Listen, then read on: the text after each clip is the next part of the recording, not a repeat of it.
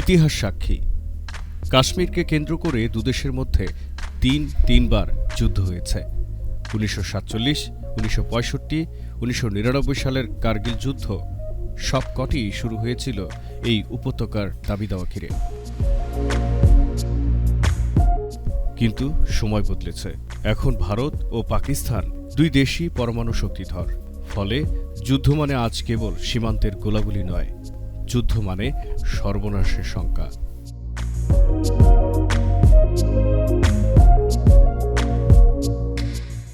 বিশেষজ্ঞরা বলছেন, বর্তমান ব্যবস্থায় পূর্ণমাত্রার যুদ্ধের ঝুঁকি কম, কারণ দুই পক্ষই জানে বড় যুদ্ধ মানেই উভয় পক্ষের অপূরণীয় ক্ষতি। তবে সীমান্তে ছোট সংঘর্ষ, পাল্টা হামলা, জঙ্গি অনুপ্রবেশ এসব চলতেই পারে। এতে প্রাণহানি যেমন বাড়বে, তেমনি বাড়বে পারস্পরিক অবিশ্বাস। ফলে যুদ্ধ না হলেও শান্তির সম্ভাবনা আরও দূরে সরে যাবে। এদিকে পাকিস্তান কাশ্মীরে মানবাধিকার লঙ্ঘনের অভিযোগ তুলছে, আর ভারত বলছে সন্ত্রাসবাদকে মদদ দিচ্ছে ইসলামাবাদ।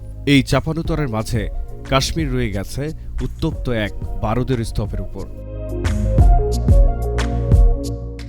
বিশ্ব যখন শান্তির স্বপ্ন দেখে, তখন দক্ষিণ এশিয়ার এই দুই প্রতিবেশীর উত্তেজনা মনে করিয়ে দেয় কূটনীতির একটিমাত্র ব্যর্থতা হয়তো গোটা অঞ্চলকে টেনে নিতে পারে এক ভয়াবহ দুর্দশার দিকে।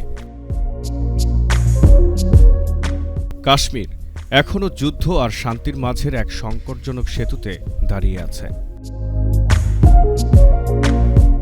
জহির আহমেদ, সক্রিয় টিভি।